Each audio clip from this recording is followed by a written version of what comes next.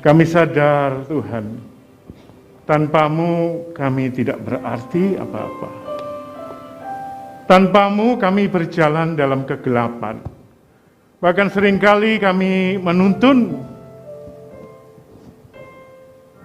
orang juga dalam kegelapan, seperti orang buta menuntun orang buta. Tetapi sungguh kami bersyukur kalau Engkau mengasihi kami, Engkau menuntun kami bahkan di dalam segala keadaan. Sekali-sekali Engkau tidak pernah meninggalkan kami. Terima kasih untuk tuntunan-Mu, terima kasih untuk penyertaan-Mu sampai hari ini. Kami dikuatkan, kami diteguhkan, kami dipulihkan. Karena cinta dan anugerah-Mu.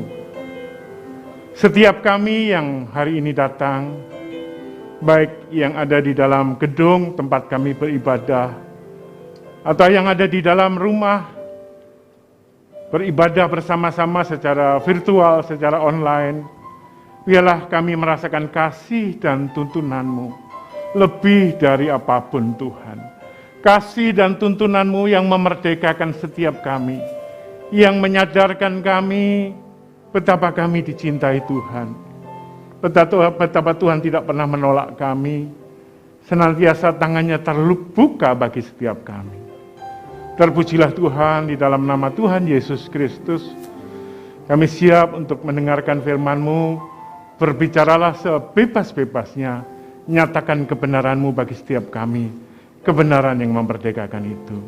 Pakai hamba-Mu yang layak, yang tidak layak, yang penuh dengan kelemahan ini, Engkau layakkan, Engkau kuduskan di dalam nama Tuhan Yesus, supaya Engkau menyampaikan isi hati-Mu dengan bahasa yang bisa dimengerti, yang menjawab kebutuhan setiap umat-Mu secara berbeda-beda sesuai dengan apa yang mereka doakan.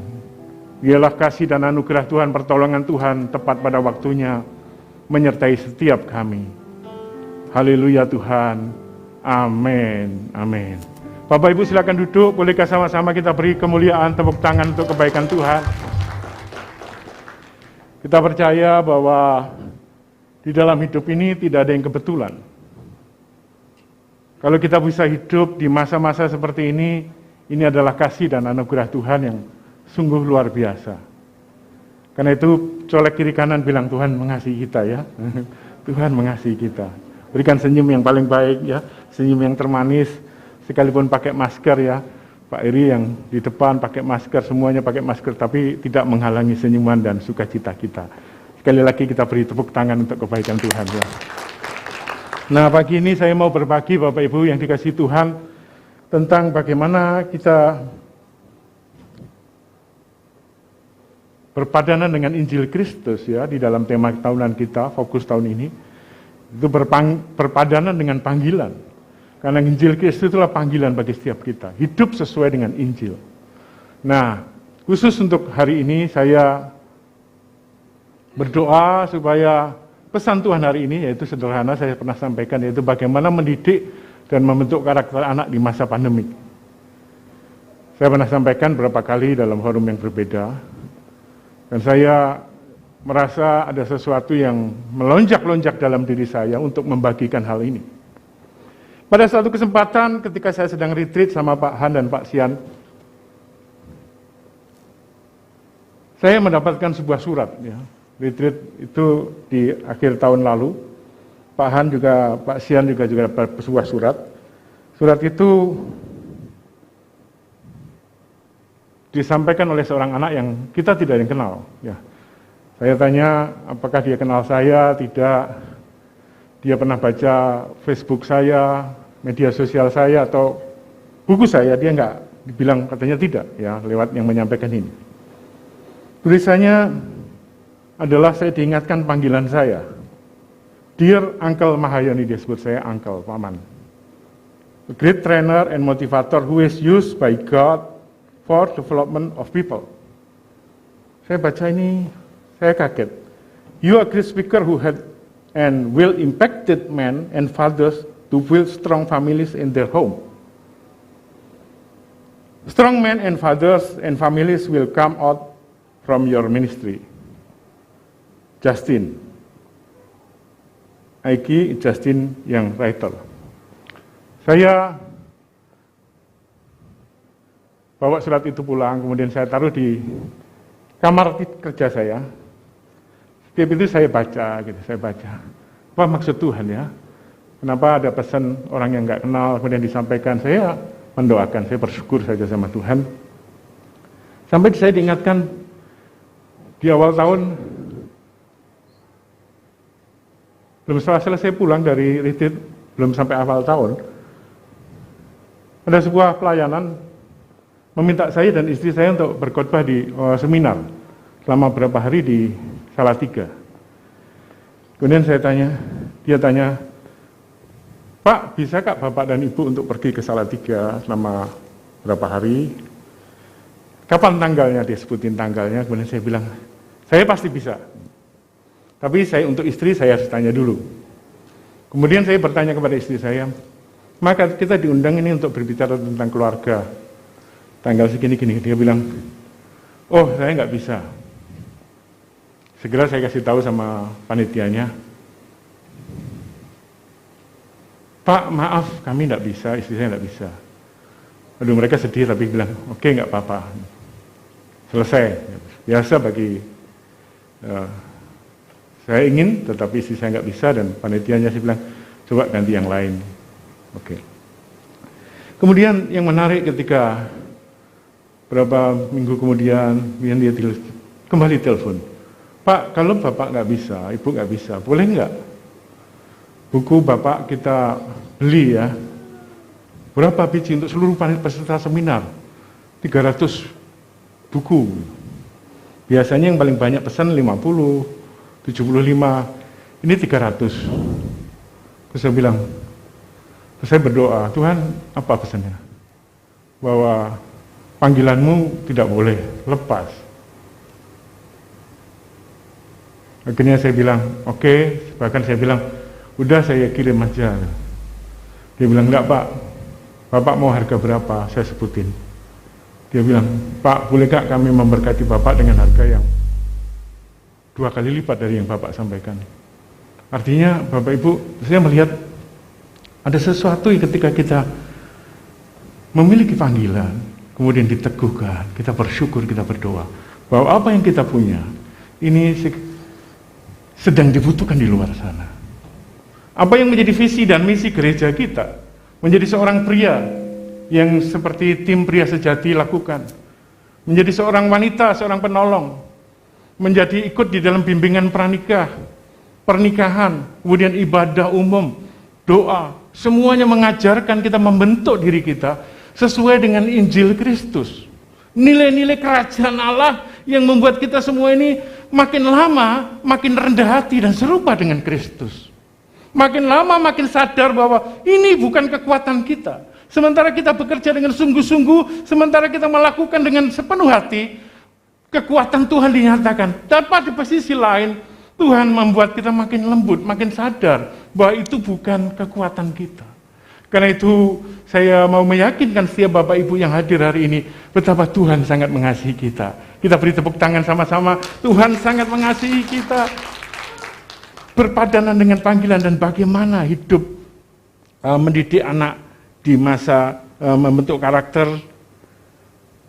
mendidik dan membentuk karakter anak di masa pandemi ini. Nah, mengapa ini penting Bapak Ibu? Mengapa ini saya sampaikan? Karena ada beberapa alasan. Yang pertama, banyak orang yang merasa tidak membutuhkan. Banyak orang merasa tidak membutuhkan. Dan saat merasa membutuhkan, sudah terlambat.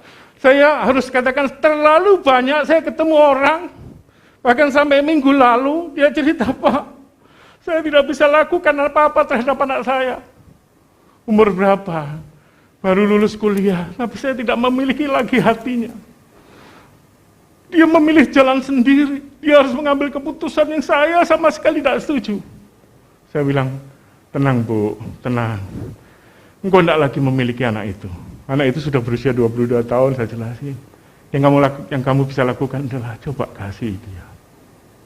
Saya dalam bahasa sederhana saya bilang, kamu sudah terlambat.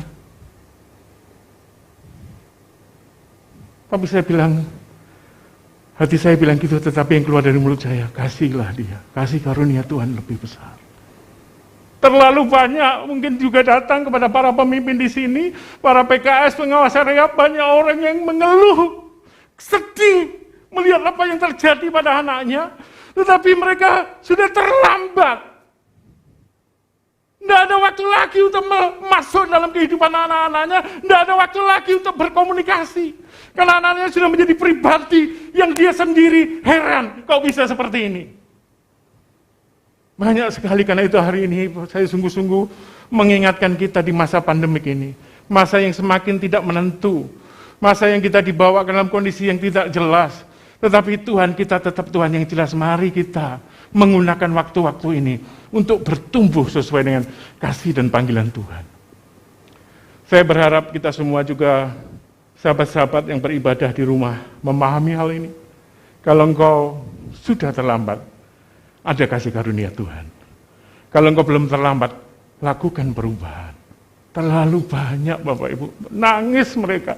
Orang yang sudah sangat sukses, kaya pun datang sama saya, cerita, aduh Pak, anak saya 24 jam game saja. Aduh Pak, anak saya mencintai orang yang saya nggak ngerti. Aduh Pak, cerita itu semakin banyak. Mari kita sama-sama dipakai Tuhan untuk mengingatkan generasi ini, mengingatkan para orang tua. Yang kedua, penting kenapa? Anak adalah titipan Tuhan yang harus dididik sesuai kebenaran firman Tuhan. Anak itu bukan milik kita. Yang sudah punya anak, perhatikan. Atau yang sedang mengandung. Karena di BPN ramai bersukacita, ya, bersyukur sejak hamil sudah didoakan, dikasih, ya, ada Pak Sian di sini, spesialis mendidik anak. Itu bisa konsultasi bagaimana sejak dari kandungan itu pengasih anak, didengarkan musik, ditumpangi tangan, semua ada materinya dan luar biasa. Kita diberkati. Nah, itu harus diikuti, nggak mudah, butuh usaha, butuh pekerjaan ekstra. Nah, nanti sesuai umurnya ada tahapan-tahapan terus kita mendidik anak ini. Sampai ketika pada usia kita rilis, dia tidak lagi kita bisa sentuh. Kita hanya bisa mengasihi, mendoakan. Dan ketika pada tahap itu kita akan lihat buah yang kita kerjakan selama ini ada hasilnya, yang kita membuat menjadi orang tua yang berbahagia atau orang tua yang sengsara dan menderita. Karena apa? Anak-anak sebuah perkawinan mereka tidak bisa lagi diapa-apakan dan telah menjadi sesuatu yang sesuai dengan apa yang dia bentuk selama ini. Yang ketiga, Bapak Ibu, mengapa penting? Karena apa? Ini adalah Mazmur 11 ayat yang saya suka. Ayat 3, apabila dasar-dasar dihancurkan, apakah yang dibuat oleh orang benar itu? Inilah, hari-hari ini keluarga sedang dihancurkan. Cara menghancurkan lewat apa? Lewat anak. Anak-anak kita tiba-tiba sedang bertumbuh dan kita tidak tahu. Kita pikir semuanya baik-baik saja. Kita pikir kita berfungsi dengan baik. Tapi ternyata anak-anak kita dipengaruhi oleh sesuatu yang sangat besar yang membuat mereka berubah sementara ada di tempat kita. Sementara bersama kita, tapi pengaruh itu menggerogoti dia, dan akhirnya apa? Rumah tangga kita sedang dihancurkan. Itu disebut dengan pondasi, dasar-dasar dihancurkan. Ketika apa? Anak-anak kita tidak lagi seperti yang Tuhan harapkan dan diri kita harapkan. Anak-anak kita menjadi pribadi yang total kita tidak kenal. Ketika dunia dimulai dengan online daring, dulu dilarang keras pakai HP, sekarang semua pakai HP online wajib. Orang tua kesulitan, karena orang tua tidak punya konsep bagaimana mendidik di masa pandemik ini. Hanya mengharapkan sekolahan segera online, segera offline, semua segera offline. Kenapa? Sudah tidak tahu apa yang dilakukan. Nggak punya cara. Gereja terlambat, semua terlambat, jadi dia bingung. Dan berharap supaya online. Sempat online sebentar, kemudian sempat onsite sebentar, kena Omikron, kembali lagi online. Dan inilah kesempatan. Saya akan sharing hal ini betapa pentingnya dan juga hasil survei. Saya tambahin beberapa survei penting ya. Yang berikutnya adalah saya sharing tentang 4 kebenaran dalam mendidik anak. Yang pertama, mendidik anak adalah tanggung jawab orang tua, terutama ayah, karena ayah adalah pemimpin. Tanggung jawab tertinggi adalah ayah. Ibu, ya, ibu penolong dan mendukung dalam membuat kesepakatan. Perhatikan, sekolah dan gereja memperlengkapi.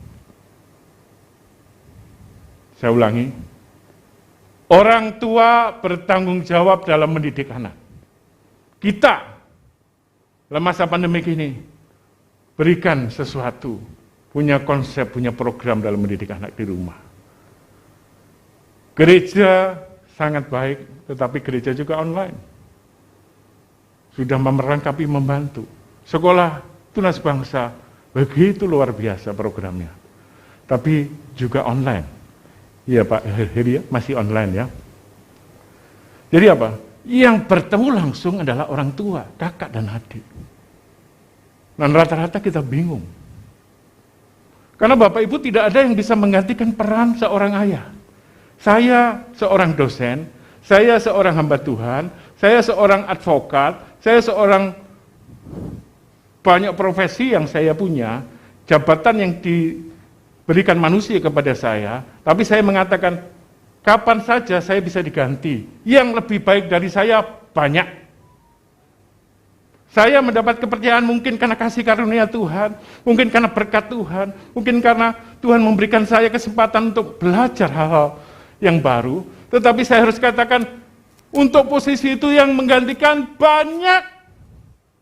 Saya dosen, mahasiswa saya sudah menjadi doktor, pangkatnya lebih tinggi dari saya, dan siap menggantikan saya. Secara profesional dia jauh lebih baik dari saya. Dan saya katakan, ya betul. Di dalam apa saja, bahkan di dalam pelayanan. Tetapi sebagai ayah, sebagai suami, tidak tergantikan. 1, 2, 3. Ya, pria sejati tidak tergantikan. Peran saya sebagai seorang suami atau Pak Sian sebagai suami dari Bu Yeni dan orang tua dari Dea, Rere, dan Mika tidak tergantikan. Hanya Pak Sian sendiri yang fit untuk posisi itu. Demikian juga Bu Yeni. Dan kita harus sadar posisi ini begitu penting dan tidak tergantikan yang Tuhan taruh. Sebagai pengusaha sehebat apapun, hari-hari ini bisa selesai perusahaannya. Sebagai karyawan bisa dipecat. Sebagai apa saja dan yang menggantikan kita terlalu banyak. Kualifikasinya jauh lebih baik. Kalaupun kita dipercaya, mari kita kerjakan dengan sungguh-sungguh dan bersyukur. Bukan berarti kita hebat, bukan. Itu karena kasih karunia Tuhan dan kita setia. Kita punya karakter yang baik. Bukan berarti kita yang terbaik. Tapi kita berusaha untuk menjadi yang terbaik. Tapi Bapak Ibu sebagai ayah, sebagai seorang ibu, engkau tidak tergantikan. The only you fit in that position. Hanya Anda yang sangat fit untuk posisi itu. Pak Jokowi hebat, katakanlah. Pak Jokowi hebat, bisa gak menggantikan posisinya Pak Sian? Yang ngurusin negara mungkin bisa. Tapi menggantikan Pak Sian tidak bisa untuk sebagai kepala rumah tangga. Hanya Pak Sian yang pas ayah bagi anak-anaknya. Karena itu mari kita renungkan sungguh-sungguh. Kita tidak tergantikan Bapak Ibu. Yang kedua, saya akan angkat survei dari Bilangan Research Center. Saya mengikuti beberapa seminar, saya beli buku-buku riset. Saya baca berulang kali karena saya sedang melakukan penelitian. Saya heran, dan saya kagum. Masa pandemi ini terjadi perubahan yang luar biasa, khususnya peran gembala. Nah, penelitiannya sebagai berikut. Orang tua yang sering diskusi mengajarkan diskusi dengan anak, mengerjakan PR bersama anak dan kegiatan lainnya, anak-anaknya 62,2% menemukan tujuan hidup dalam Tuhan. Saya bilang terpesona saya. 52,9% memiliki persekutuan akrab dengan Tuhan, kalau orang tuanya mengajarkan. 73,5% harapan dan keyakinan lebih tinggi dalam mencapai cita-citanya. Penting sekali. Karena tahu nggak Bapak Ibu, di luar ini, anak-anak yang akan ingin bunuh diri makin tinggi. Dan ini survei di Indonesia. Survei tahun 2020, dirilis tahun 2021. Mereka lakukan survei lagi tahun 2021 dan 2022 sedang dirilis dalam seminar 2 hari kemarin. Next slide. Slide berikutnya. Survei lagi. Jika anak dan bermasalah dan berbeban berat, orang tua yang siap mendengarkan ternyata, kelewat. Jika anak bermasalah dan berbeban berat, 4,2% datang ke mentor. Kemarin saya ikut acara di sekolah, menikmati bagaimana seorang bercerita tentang kelepasan dari dosa seksual dan mereka lari ke mentor. Tapi saya lihat survei ini, saya kaget benar. 4,2% yang datang ke mentor. Yang lebih kecil lagi, 1,2% datang ke hamba Tuhan, ke pendeta. Yang membuat saya bersorak-sorak gembira 80% ke orang tua dan kakak mereka. Jadi mereka anak-anak hari ini mengharapkan orang tua tempat dia bisa bercerita, tempat mereka tampil apa adanya. It is okay to be not okay in front of your family. Merasa diri kita tidak berdaya, kita tidak ada apa-apanya, kita terbuka kepada keluarga, itu harus. Dan itu membuat dia diterima. Dan itu 80% rupanya sekarang ke orang tua. Saya pikir saya kaget baca ini. Saya bilang, gereja mesti melatih orang tuanya siap mendengar anak-anaknya. Siap. Karena 15% orang, anak-anak tidak berkonsultasi kemana-mana, stres. Seperti kejadian di akhir tahun atau awal tahun, Miss Amerika yang begitu hebat prestasinya, terjun dari lantai 19. Kenapa? Rupanya hidupnya tidak seindah kelihatannya. Dia punya pergumulan dan tidak punya teman untuk bercerita. Itu Miss Amerika, seorang yang sukses, terbaik, seleksi dari banyak hal, jadi bintang iklan, kutipan, quote-quote-nya dikutip banyak orang, mengakhiri hidupnya dengan bunuh diri. Kenapa? Diselidiki ternyata dia tidak punya teman untuk berbagi. Nah Bapak Ibu yang dikasihi Tuhan, ini adalah panggilan, teguran untuk gereja, supaya sungguh-sungguh berpikir bahwa ini kesempatan, masa pandemik ini, kita tidak tahu berakhirnya kapan, tapi yuk, jadikan anak-anak itu sahabat. Terus tentu sesuai dengan tahapan usia.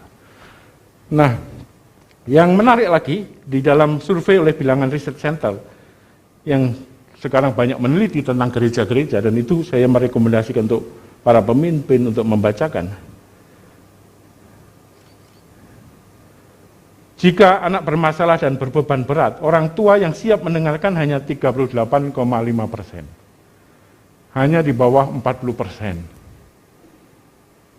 Mendengarkan, mama aku ada masalah, itu urusan mama ada masalah, nanti ya. Yang langsung, ya nak ada apa, yuk kita makan malam, yuk kita ngobrol, yuk ceritakan. Itu hanya 38,5%. Mungkin belum menyelesaikan masalah, tetapi mendengar itu membuat anak itu merasa bebannya 50% masalahnya selesai. Dan ini Pak Denis berbeda dengan pria sejati, ya kita harusnya pria menjadi teladan. Ternyata anak-anak yang disurvei ini 70% menjadikan ibunya teladan, Mas Ian. Ayah 50%, artinya peran bapak banyak digantikan oleh peran ibu. Masih lebih baik, nggak ada masalah. Ibu teladan itu baik dibandingkan pengaruh di luar sana yang masuk kepada anak-anak kita. Terlalu banyak Bapak Ibu, anak-anak sekarang itu ada di rumah tetapi hilang. Seperti orang tua, ada di rumah tetapi tidak melakukan fungsinya. Tidak mengambil tindakan, tidak melakukan sesuatu.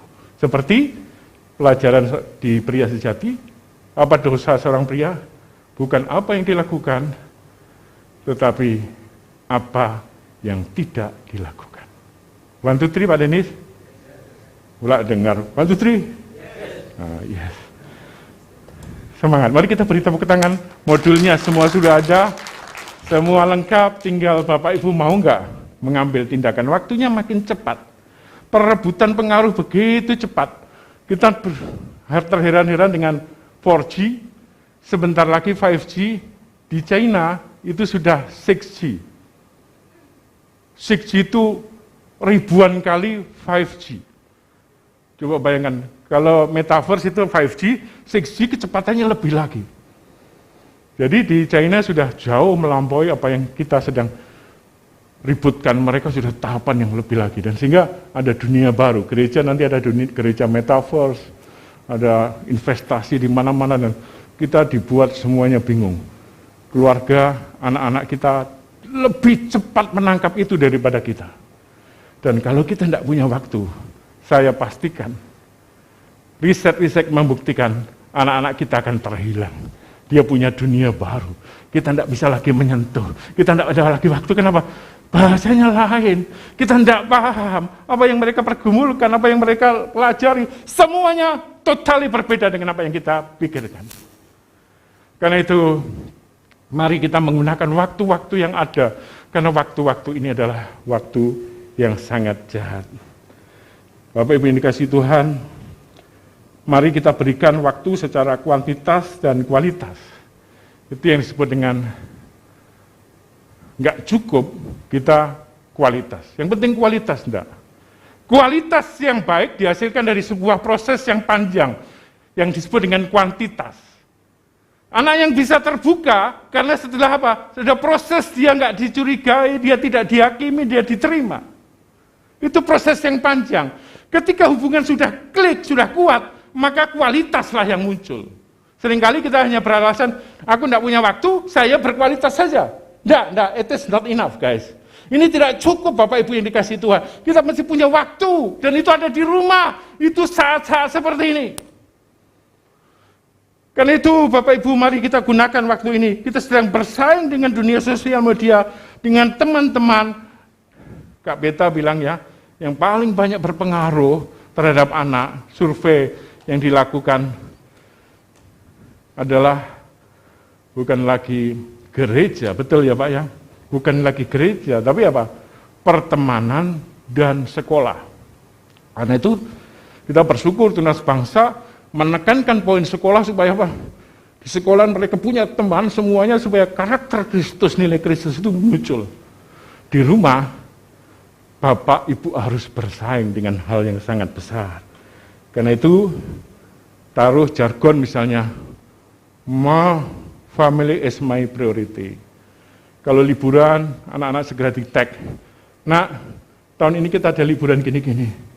Boleh nggak kita liburan bersama keluarga yang jadwal ini? Disiapkan ya. Jangan dibiarkan terus mepet-mepet mereka sudah punya acara. Kemudian, nah minggu depan kita pergi ya. Urusannya panjang. Bisa menyakiti hati anak. Kenapa? Dia sudah punya rencana. Yang anaknya masih kecil belum terasa. Nanti kalau sudah mulai SMA, kuliah, mereka punya planning sendiri. Kita harus diskusi. Nah, tujuannya apa? Mau nggak kita sama-sama di rumah tangga ini berpikir my family, my first priority. Kalau ada ajakan dari papa, anak kita ulang tahun, anak kita menghadapi masalah, kita punya prioritas jauh lebih penting dari yang lain. Nilai-nilai ini kita bagikan, kita cerita, dan kita buktikan dengan kehidupan kita. Mungkin kita tidak selalu berhasil dalam segala hal, tapi keluarga jangan gambling. Pernikahan kita usahakan dengan sepenuh hati lewat bimbingan pranikah, lewat proses-proses yang diikuti. Tetapi jangan pernah mendidik anak itu menjadi sesuatu yang dilupakan, kita anggap hal-hal biasa, akhirnya apa? Disitulah dasar-dasar rumah tangga kita dihancurkan. Kan itu membangun jargon, melakukan apa action, tindakan-tindakan, bukan hanya khotbah. Anak-anak di khotbah sudah capek, Bapak Ibu. Survei menyatakan anak-anak hamba Tuhan kecewa melihat bapaknya, baiknya di hari Minggu doang. Anak-anak hamba Tuhan banyak yang nakal. Kenapa? Mereka tidak mau bermuka dua. Mereka mau bapaknya itu apa adanya. Tidak sempurna, tapi mengasihi Tuhan. Tidak sempurna, tapi menerima mereka. Sama seperti anak-anak, tidak sempurna. Bukan ditunjukkan satu perform saja yang kelihatan luar biasa, tapi sesungguhnya keropos di dalamnya. Karena itu, mari kita memikirkan sungguh-sungguh supaya kita fokus berpadanan dengan Injil Kristus. Supaya anak kita mengenal Tuhan, melayani Tuhan. Dengan melakukan sebaik-baiknya dan mencintai Tuhan dengan caranya. Masa pandemi, masa yang tepat. Tidak ada masa seindah ini dalam arti masa kita bertemu dengan keluarga. Intensitasnya, waktunya, kesempatannya. Kalau kita hanya mengeluh dan yang berpikir takut, kita kehilangan momen ini. Tapi terima ini sebagai ucapan syukur. Tuhan tetap berdaulat. Gunakan yang bisa kita lakukan. Yang tidak bisa kita lakukan, tidak bisa kita rubah, terima sebagai sebuah kebenaran. Tuhan mengasihi. Tapi yang bisa kita rubah, kita lihat, kita lakukan dengan setia, Bapak Ibu. Kebenaran yang ketiga, karakter yang baik tidak otomatis.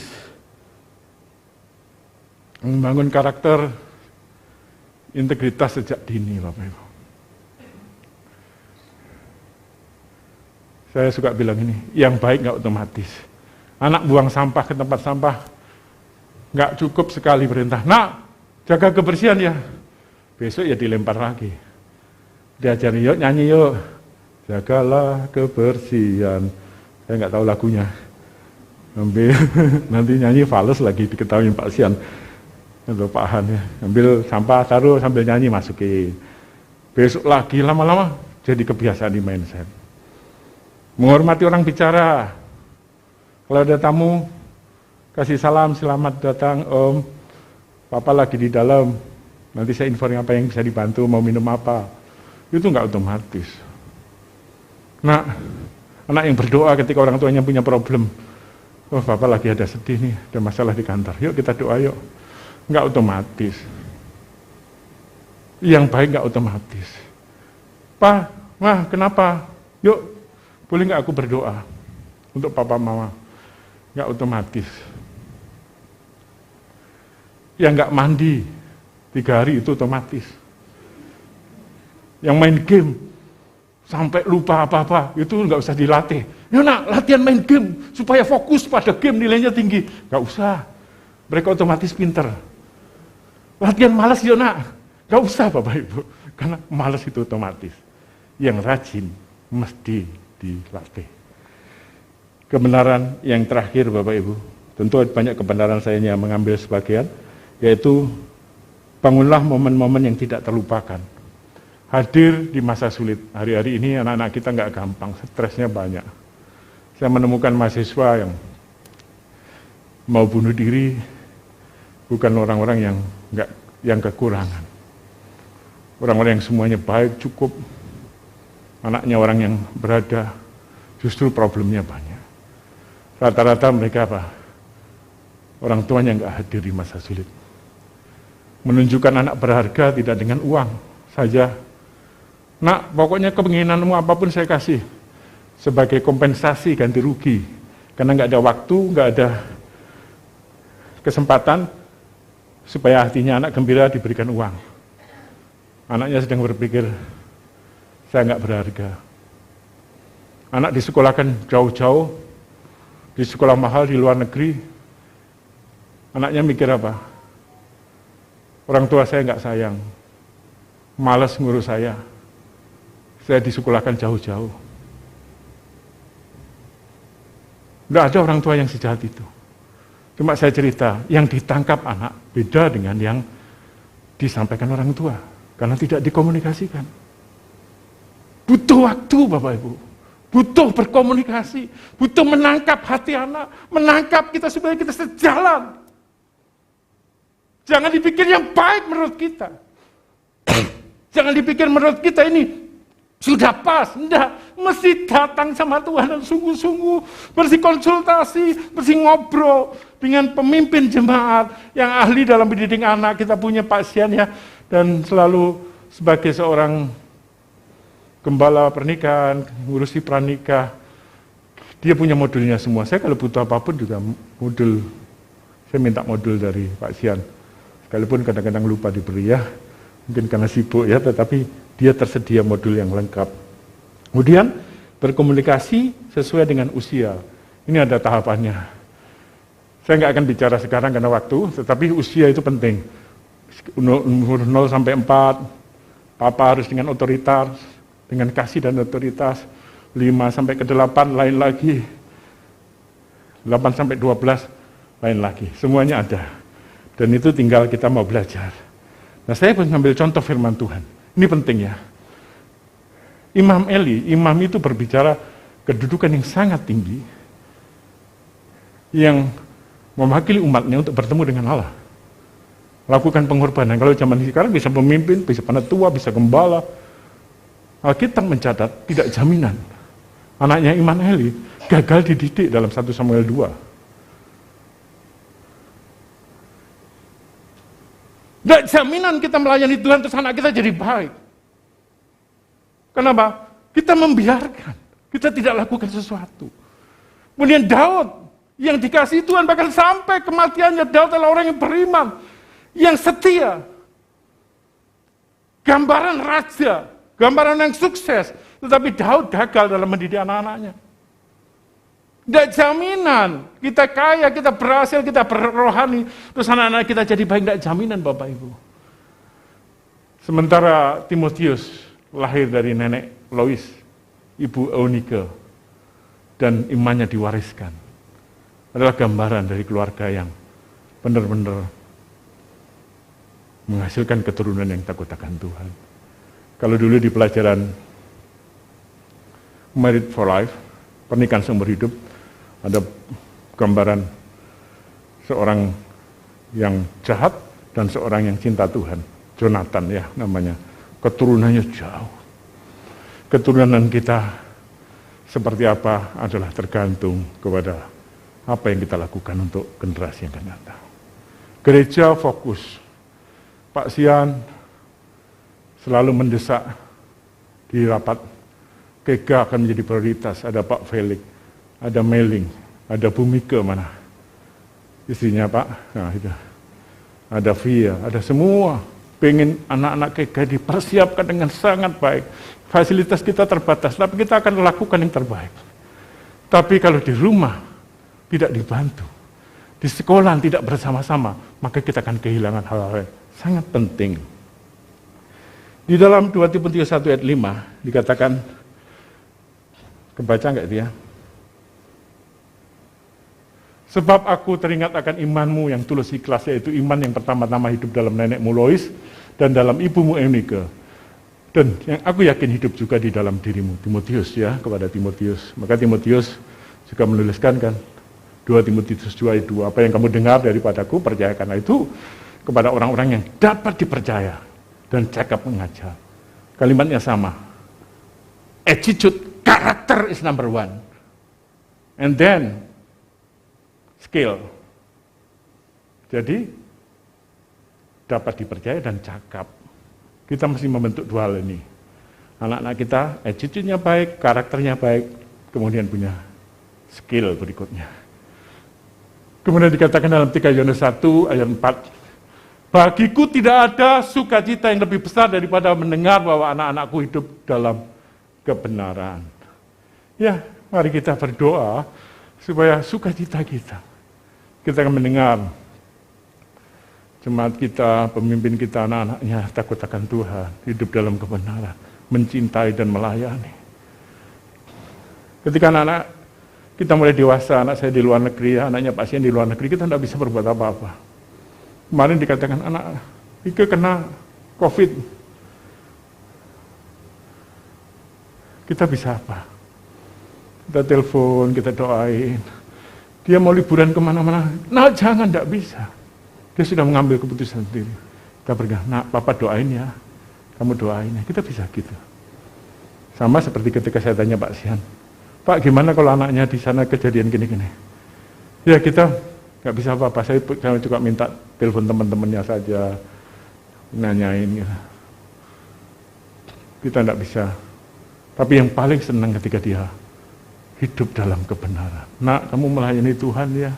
Nak, kalau boleh kamu punya suami yang takut akan Tuhan. Nak, boleh nggak papa berdoa? Nak, mau nggak kamu doain papa? Waduh, bapak itu. Itulah sukacita ketika kita tahu anak-anak kita hidup dalam kebenaran. Anak-anak dari sahabat-sahabat kita, rekan pekerja kita, semuanya hidup dalam kebenaran. Sukacita yang lebih besar nggak ada. Bayangkan kalimatnya, bayangin. Bagiku tidak ada sukacita yang lebih besar lagi. Wow. Sukacita kita yang paling besar ya apa? Mendengar bahwa anak-anakku hidup dalam kebenaran. Dan itu enggak otomatis. Ada yang enggak dididik sekarang hidup dalam kebenaran. Kasih karunia. Ada yang dididik dengan benar, sekarang dia meninggalkan Tuhan. Enggak usah khawatir. Kita lakukan bagian kita. Kita cintai dia, kita kasih Tuhan. Taat sama Tuhan. Tuhan nanti tidak akan meninggalkan dia. Dia sedang berproses sama Tuhan. Jangan percaya yang kelihatan. Percayalah Tuhan mengasihi dan membentuk dia. Yang terakhir Bapak Ibu saya mau sampaikan bahwa kita semua yang hadir di sini adalah pahlawan. Dikatakan apa? Seperti anak panah di tangan pahlawan. Demikianlah anak-anak ya, teruna di tangan orang tuanya. Kita semua pahlawan. Generasi pendahulu mengarahkan ke pemuda ke jalan yang ditujukan Tuhan. Coba tengok kiri kanan. Oh, kalian pahlawan loh. Kurang yakin makanya bilangnya pelan-pelan. Udah gini, saya pahlawan loh. Enggak. Pak Sian pahlawan loh, ya bagi anak-anaknya. Betul enggak? Amin Pak Sian ya. Kayak Gideon itu. Bangsa Israel dihajar sama bangsa Median, setiap panen dirampas semuanya sampai dia takut sembunyi di pengirikan anggur. Malaikat datang bilang, "Hei bro," kalau bahasa sekarang. "Hei pahlawan." Dia nengok, yang ada di sendiri, "Hei pahlawan." Duh, saya pahlawan. Pahlawan dari Hongkong kalau zaman sekarang. Ketakutan, gentar, melihat semuanya, tidak ada hebatnya, tapi malaikat tidak pernah salah, Tuhan tidak pernah salah, dia pahlawan. Coba, saya lihat Bapak Ibu di sini pahlawan. Bukan saya yang mengatakan, tapi Tuhan. Anak-anak yang dipercayakan kepada Bapak Ibu adalah anak panah yang diarahkan. Apa itu dosa? Dosa dalam bahasa artinya harmatia. Harmatia itu apa? Salah sasaran. Anak-anak itu punya sasaran yang Tuhan sudah tetapkan. Kita hanya mempersiapkan, menarik dengan benar, melatihnya sampai tepat sasaran. Itulah tugas orang tua para pahlawan. Bilang kiri kanan, kau pahlawan loh ya. Enggak pahlawan. Jelek-jelek pahlawan loh. Gimana setuju? Cakep, apalagi cakep-cakep ya Pak ya. Pahlawan, Pak Denis pahlawan. Semuanya pahlawan. Hari-hari ini Bapak Ibu kita sedang menghadapi masa-masa seperti ini. Pilihan ada di tangan kita. Mau nggak kita semua memilih jalan Tuhan? Pemusik boleh naik ke depan, kita akan tutup doa.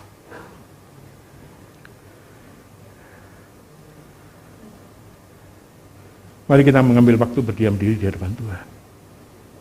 Rasakan baikan dan kasih-Nya.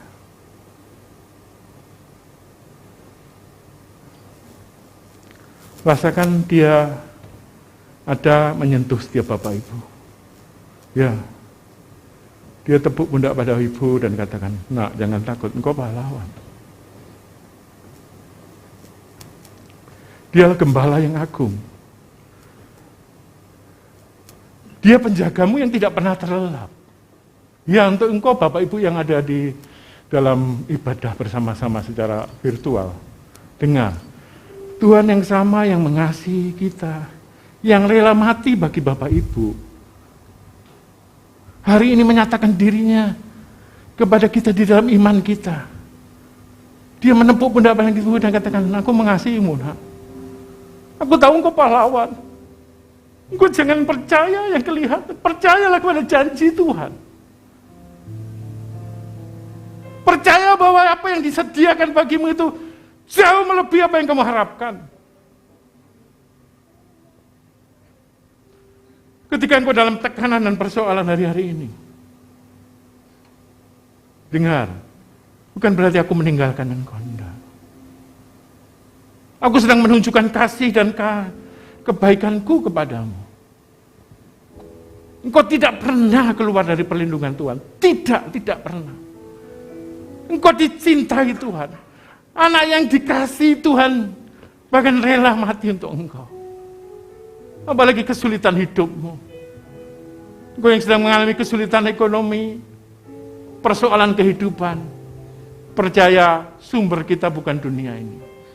Sumber kita adalah Raja di atas segala raja yang memiliki langit dan bumi. Percayalah kepada Tuhan dengan sepenuh hatimu dan jangan bersandar kepada pengertianmu sendiri.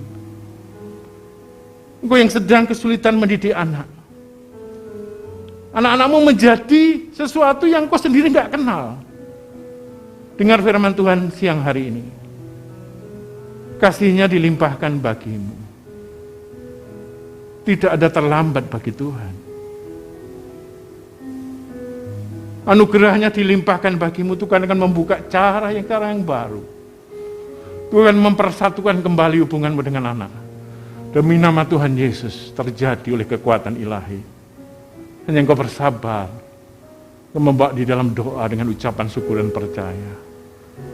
Kau yang di dalam sedang mengalami kelemahan tubuh karena penyakit, mungkin kau terpapar Omikron, penyakit-penyakit lainnya yang sedang mewabah. Mau berdoa demi kemurahan Allah. Tuhan Yesus jauh lebih hebat dan lebih besar. Kesembuhan dari Tuhan dan penjagaan dari Tuhan turun atas setiap engkau.